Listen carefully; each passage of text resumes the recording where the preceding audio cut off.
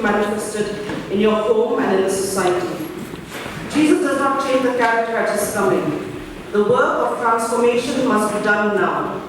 Our daily lives are determining our destiny.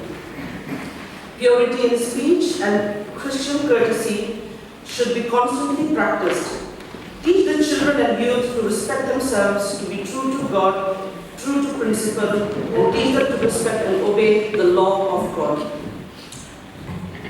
We want to welcome each and every one of you on behalf of the PowerPoint class this morning for Reformation Day. The PowerPoint class have prepared everything that they have learned this quarter on Reformation, and that is what will be presented to you. And I'm sure you will be blessed with the stories that you would hear, and you would find a direct application for yourself when you search for your own lives. For our opening hymn, let's all rise and sing hymn number 610. 610.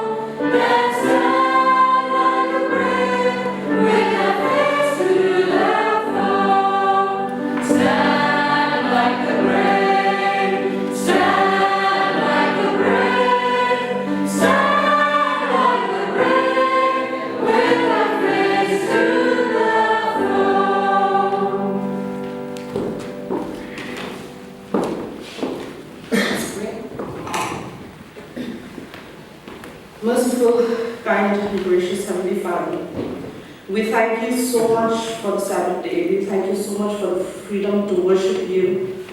We thank you so much for the privilege of prayer. And we thank you for this gathering of your people in your presence. We pray, dear Father, that you would keep the evil one away from its place, and that you would bless us mightily throughout the entire Sabbath day today.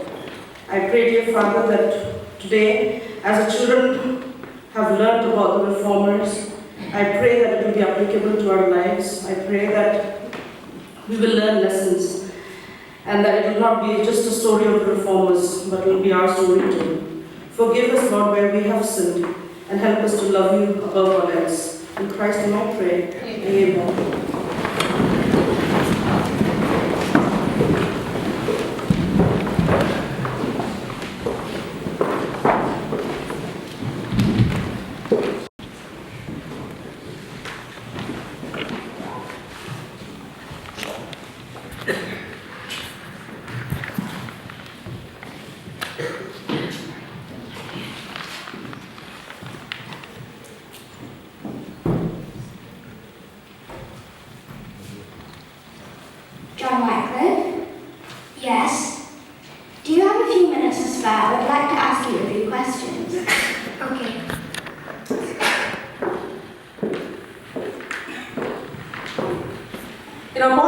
class this quarter, we have been studying about the Reformation and how God's Word, the Bible, has always been under attack by his enemies in an effort to destroy it.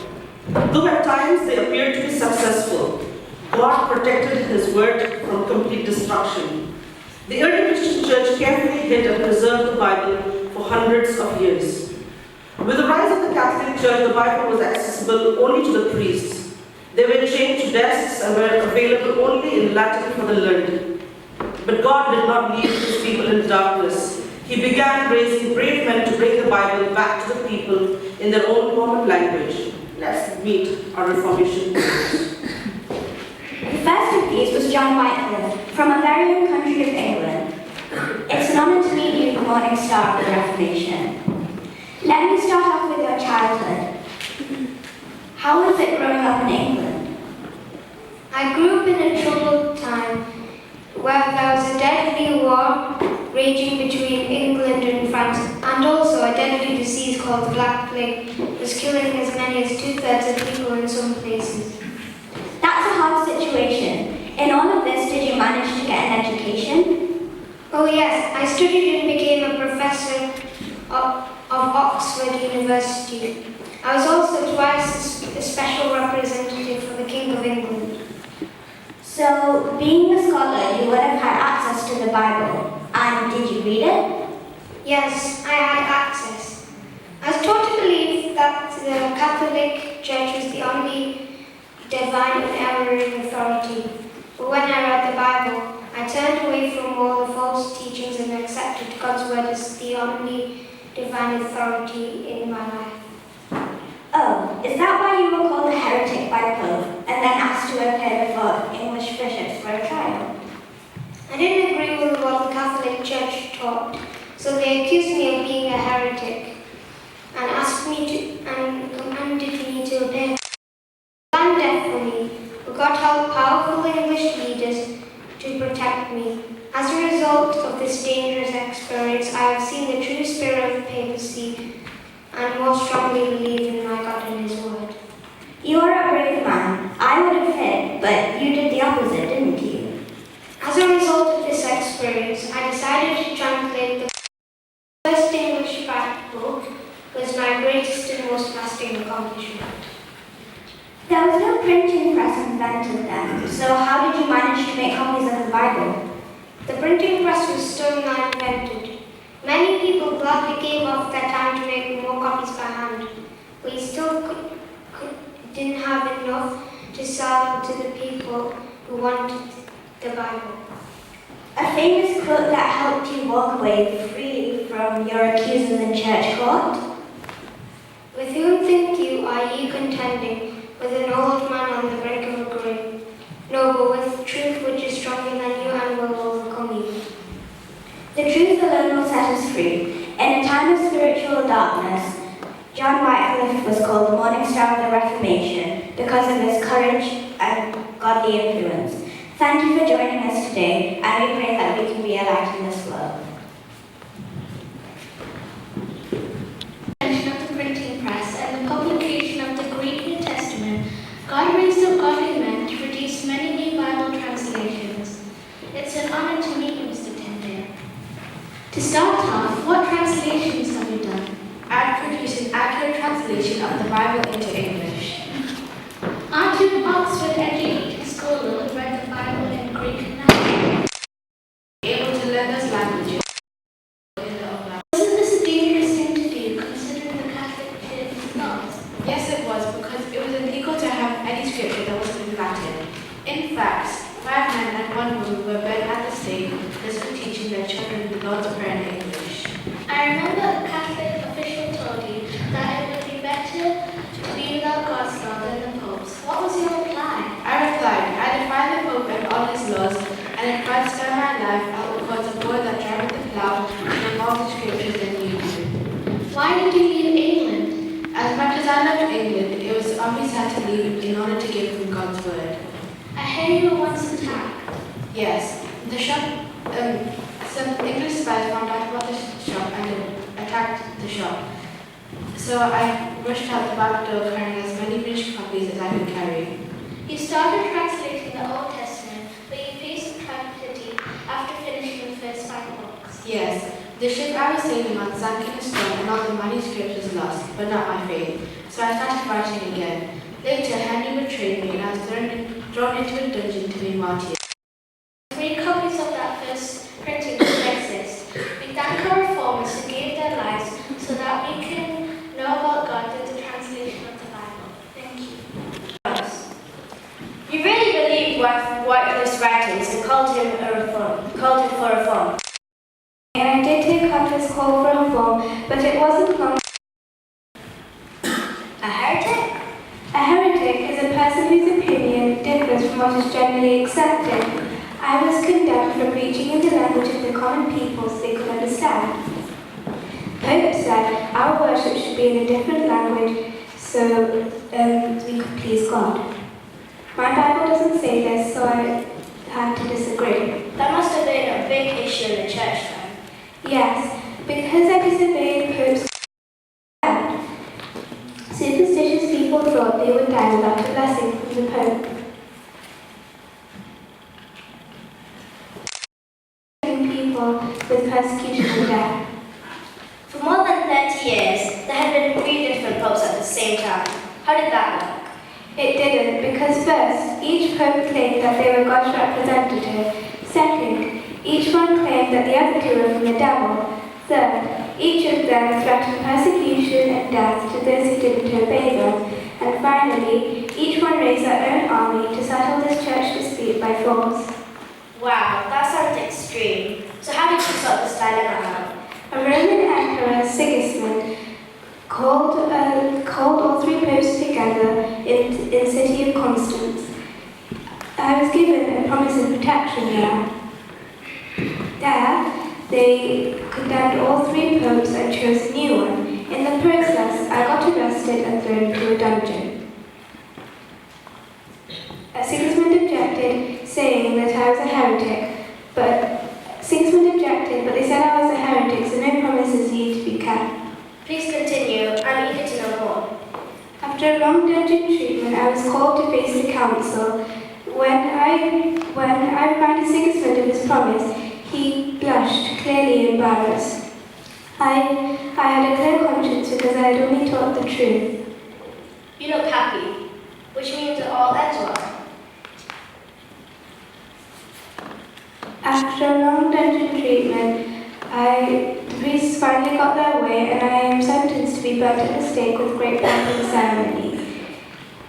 They have devoted my soul to the devil, but I do commit my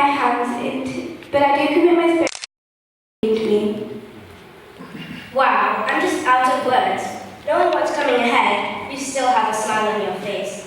I ask you to do whatever you want and please your friends, or have a clear conscience and be right with God. Thank you for sharing your story.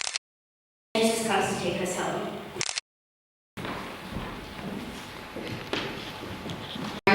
Today we have a very special guest with us.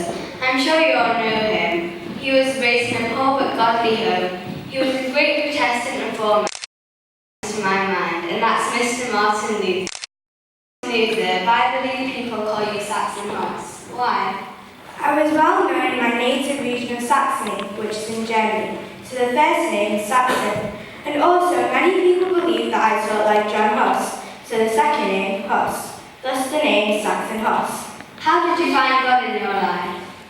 One day, I happened to find a copy of the Latin Bible in the university library, and as I read it, God spoke to me. I realized I'm a sinner and didn't know how to get rid of my sin by burning candles, chanting, and whipping myself. You did all that? Then what happened? One day, while seeking to gain favor with God by climbing the steps of my knees, I heard a loud voice saying, "The just shall live by faith." And that's when I realized you cannot buy forgiveness. It's a free gift from God.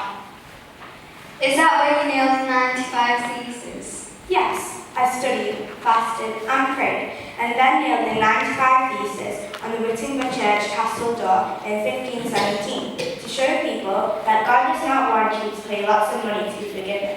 All He wants you to do is come to Him and pray. That's really brave of you. You are someone to amaze questions. First question, did you write the books on the table? And you replied yes. But why did you say you needed time to think before you replied to the second question? The second question was whether I was willing to condemn my own writings and declare them evil. And I said I needed time to think because I knew whatever came out of my mouth would be used against me. What did you reply after your thinking? I said some books deal with faith and good works, some expose church corruptions, and others are against those who defend errors. I'm human and have made many mistakes in my life, so I said if anyone could show me my errors by the testimony of God's word alone, I'll be the first to admit my errors and be the first to burn my books. And? Of course they could not use the Bible to condemn my own writings. So I said, here I stand, I can do no other. May God help me. Amen. I heard that you were protected by a friend while you were being sought to be killed. Yes, I was protected by my good friend, Prince Frederick of Saxony, who carried out this secret rescue mission without anyone's acknowledgement. So devastating. Oh no. Once you give your life to God, you will just blindly follow Him. While I was there, God helped me translate the Erasmus Greek New Testament into German. No need to fret. He will always take care of you. Thank you, Mr. Martin Luther, for encouraging us here today. Dark Ages is many years when the Catholic Church hid the Bible truth from the other people. Many evil practices came into the church during this time, but God raised many honest men and women who began learning the truth from the Bible, and this is the time of Reformation. Like Luther and Lefebvre started the work of reform in Germany and France. Ulrich Zwingli, a gifted scholar, talented administrator, and a Catholic priest, brought Reformation in Switzerland. I wish I could be here to tell you his story. Wait, hello? Sir, just a minute. Are you Ulrich Zwingli? Yes?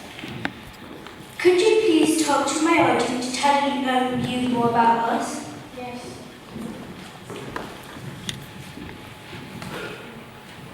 Switzerland's a beautiful place, I must say.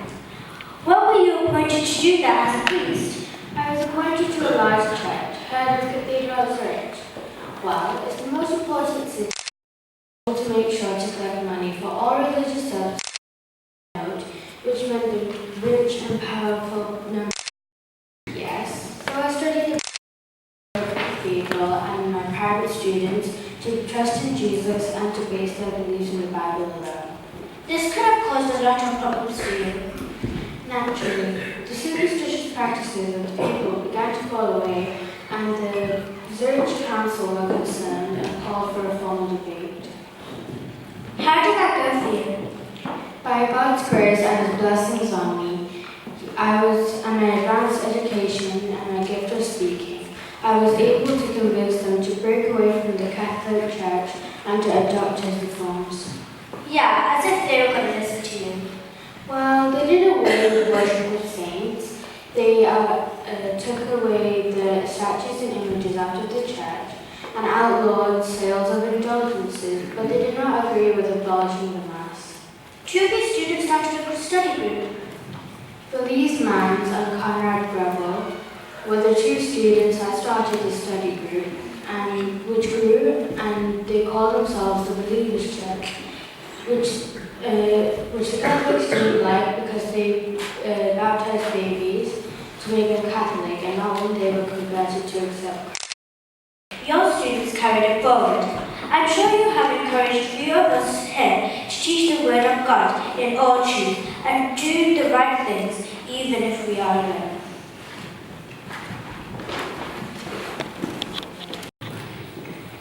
Years after Luther's 95 Theses protesting the sale of indulgences has been nailed to the door of Wittenberg Church, the movement he had been named Protestant. The emperor at this time was Charles V, and his demand was that whole of Germany except John Calvin, who will tell us more. Can you please tell us a little bit more about yourself?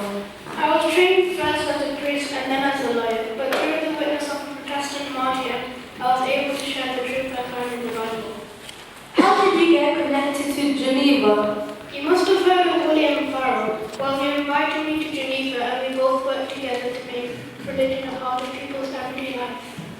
Geneva officially being a Protestant country would have made it easier for people to accept the truth.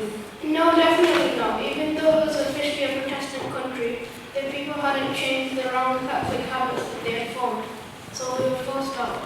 But when Catholic pressures were increased, we invited that. Geneva at that time was a very important city for the Reformation. Yes, Geneva was important for two reasons. Firstly, it was a refuge for hundreds of Protestants, and second, it trained hundreds of missionaries, and lots of them worked in France and Brazil.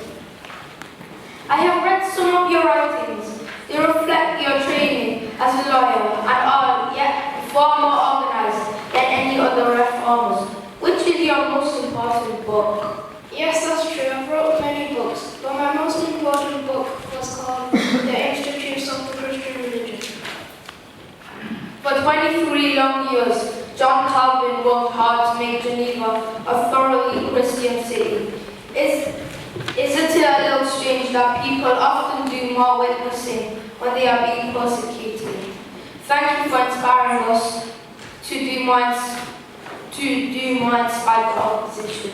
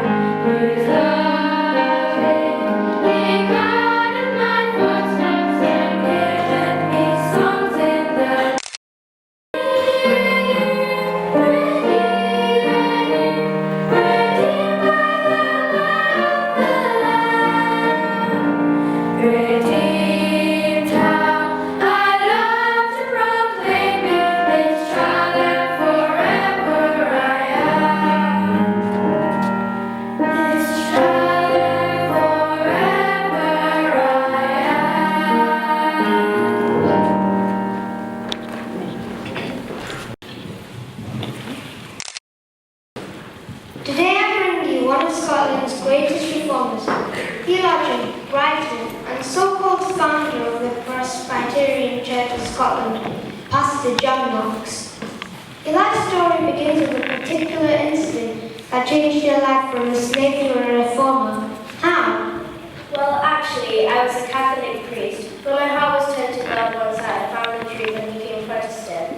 The French Catholics weren't very happy and captured me and made me a slave, rowing in the galley for 18 months on a ship.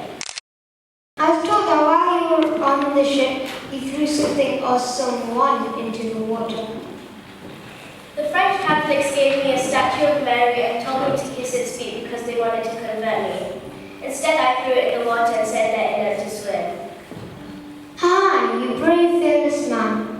You are Scottish, but you worked elsewhere.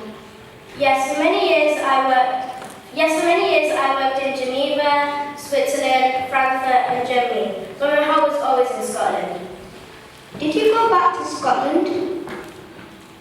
Yes, but it was at a tense time. Mary Queen of Scots was in France, so her mother, Mary Queen of Guise, took over. They were both really strong Catholics, and she almost started a civil war between the Protestants and Catholics. But this was avoided when she died. Oh, good. I mean, sad for her, but good for us. What about her daughter Mary? Is she not back from France yet? Not yet, because there was no monarch in the country. The Protestants strengthened their position as the Parliament and made Protestantism the national religion of the country.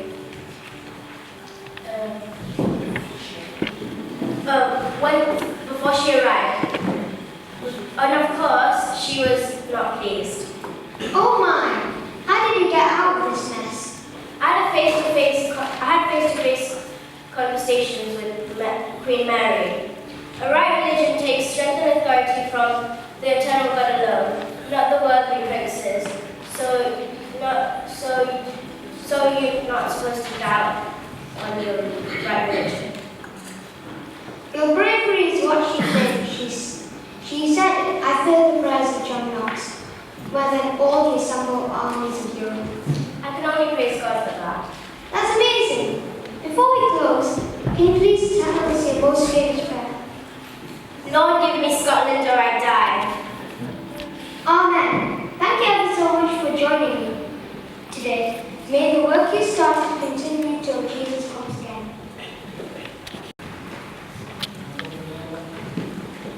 17 years have now passed since Martin Luther put up the 95 Theses. What has happened to the Huguenots? We have here one of the Huguenots who will tell us more about the struggles they faced. Was the Catholic Church okay with these theses against them? No, of course not. The papacy fought back in every way they could. Like what? First was the founding of the Jesuits, and then the Good Party Plot, which is nowadays called Black Box Night or Bonfire Night. This is done in celebration of the attempt of blowing up British Parliament and to replace a Protestant king with a Catholic one. Oh dear, I went to the bonfire night just for the fun of it, and not realising its meaning. I've got to be more careful after the light I've just received. Go on, tell me more. Well, Pope was proclaimed as a vicar and taught all Christians to worship saints and study Catholic tradition. A vicar, Christ's representative on earth. Keep going, this is getting very interesting. Now they sent the most powerful worship from Spain to England to make the worship that they sent from Spain to England was called the Invisible Armature. Please don't stop. Tell me what happened at sea. The ship returned back from Spain to make Spain without any attack because thousands of people died of hunger and thirst, and there was a shipwreck, and thus England was spared by God. Please, tell me that this was the Pope's last attempt. No, the final one was much worse than all the others. It was the St. Bartholomew's Day massacre. A massacre? Yes, to cut down a very long story to a short one, the Huguenot Admiral Coligny was very shot and wounded in Paris, so the Huguenots wanted revenge. Finally, the king was pressured by his colleagues, by his councillors to give in to people.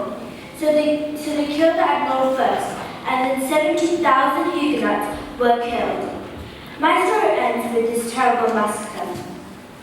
Thank you for sharing your story with us today. You have been through a lot as a Huguenot, but you stood firm for the Lord in your faith, and you are a strong inspiration to us.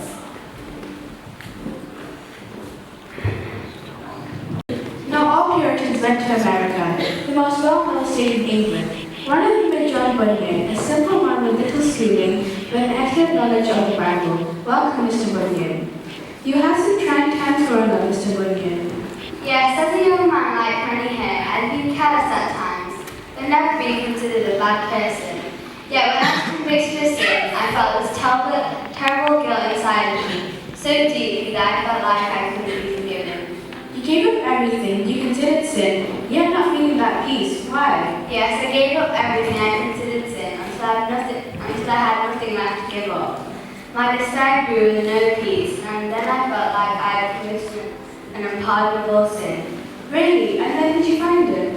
When my health began to fail me, an understanding came to me that I just had to accept Jesus' promise of forgiveness, and I did just that. Did that help you? My depression vanished, and I got a peace that passes all understanding.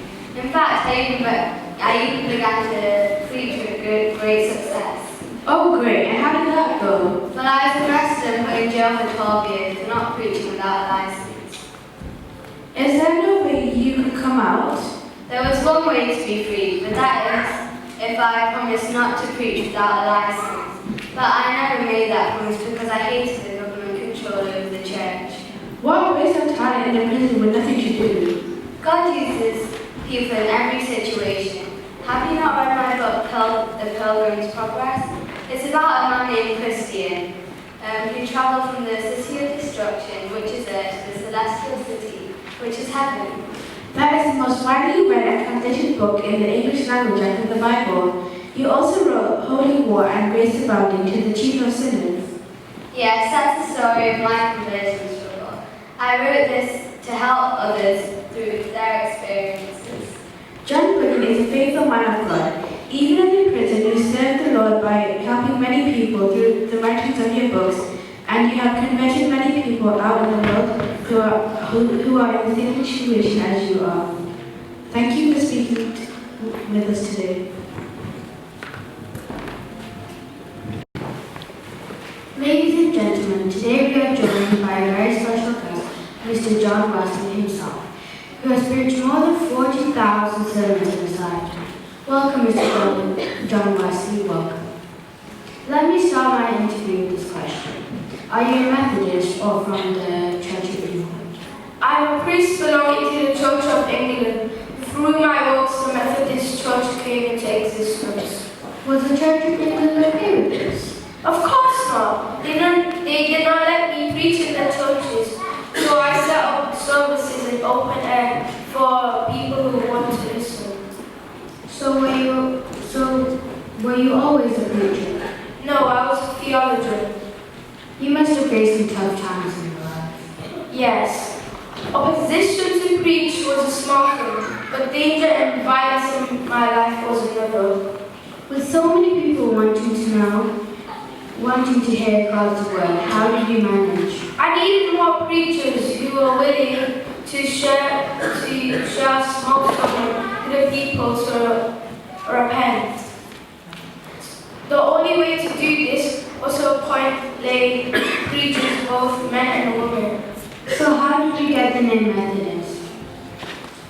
I am a systematic man and make sure everything is done in a neatly and in order. Our opponents call us Methodists because we did stuff in an orderly manner.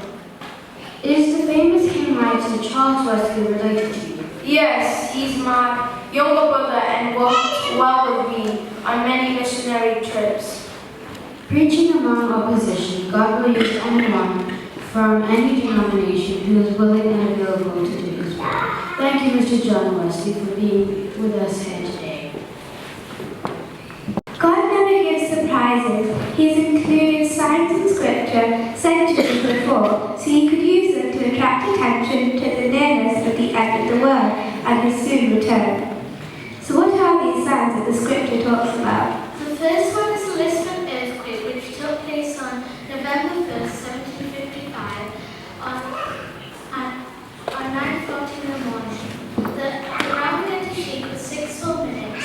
60,000 to 90,000 people were killed in Lisbon, and another 10,000 in Morocco. This was predicted and fulfilled. Amazing. What happened next? The dark day was the next big sign, which took place on May 19, 1780. Over much of the northeastern United States and parts of Canada, a strange dense darkness covered the land. The sun and moon came up bloody red.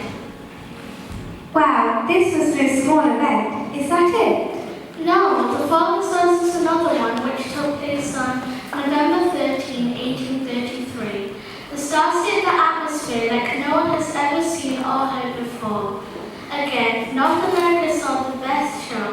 14 utils every second. Imagine the sky that night. People woke up from their sleep just to watch the commotion till the fallen stars disappeared at dawn. How cool is that? For centuries, there's been very little emphasis on the end time and the second coming of Christ. Now God wanted to change that and turn their attention into the right direction. I'm glad I could share this with you today. Yes, important events have happened as prophesied, and more important events are coming. But only those who are studying the Bible and its prophecies will be able to understand God's plan for His people. Thank you so much for awakening our interest. In 1818, a recent convert to Christianity came to a shocking conclusion that Jesus Christ would personally and physically return to earth to set up His eternal kingdom in about 25 years, 1843. That conclusion filled William Miller with both joy and uneasiness. The joy that sorrows of this life would soon be over, and the uneasiness from both realization that if this conclusion were true, he had a responsibility to warn the world about Jesus' soon return, and that nothing to fear. What if his calculations could be wrong? Let's talk to William Miller.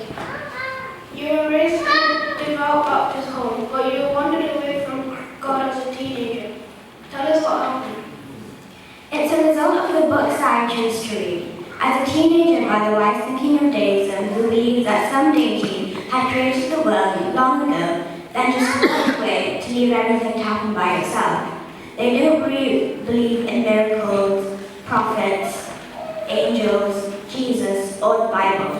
They were like the agnostics. Really? So how has this changed? When I was 30, I got caught up in the war between the Americans and the British. With the Americans outnumbered, the British were bound to win, and I should have been dead, but we won. And this could have only been a miracle. But deists don't believe in miracles, so I began to re-examine my beliefs in deism. But reading all those books was making it hard for me to change. What happened next? While my deist friends were constantly reminding me of the arguments I had used against the Christians and their beliefs, I kept my focus on the Bible and eventually came to understand the prophecies and symbols. So where did you start your journey?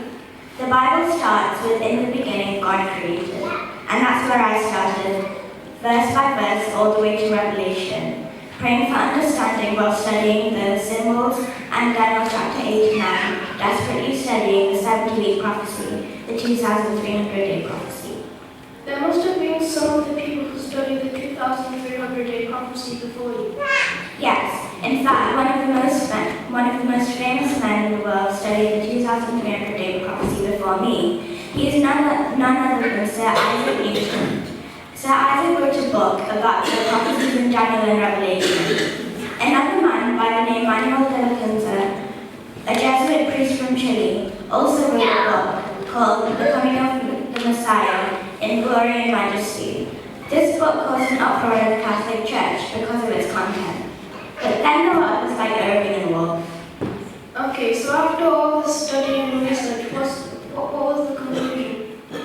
King Artaxerxes made a command to restore and rebuild the temple in the fall of 457 BC. So this was the beginning of the 2,300-day prophecy.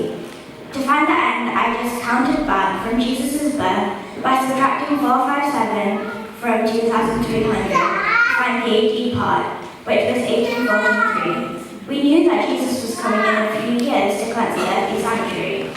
You love preaching about God's word and you are really enthusiastic about it. Not really. I'm just a farmer who would believe or even listen to me. But I pray, knowing that if no one has ever asked me, no one will ever ask me to preach. You know that God answers prayers, but this prayer I didn't want Him to answer. But in a week's time, I had an invitation letter to preach. Working alone must have been tough with some wanting to know more and others mocking you. Yes, but God sent Joshua Hines, a young preacher with a strong zeal, and within a few weeks he had the first issue of Signs of the Times published. Oh, that's time signaling now, because I have to go to a camp meeting to preach, and it's far away from here. So if it's okay with you, I'll come back next quarter to talk to you again. Of course, we would love to hear more from your amazing story. I have learned a few important lessons. First, we should be very careful in what we read and watch. Second, we should never underestimate or judge anyone who tells you about God, because God can use anyone. And finally, we understand that God will reveal himself to those who are willing to study and follow what the Bible teaches. Thank you so much for your time, and we wish you God's blessings as you travel and prepare people for the lost. For the second coming of Jesus. Would you please make yourselves willing and available for the Lord to use you, because he wants to change us and is waiting to let him in to our hearts to change us. Our song today, the final song, is entitled He's Changing You.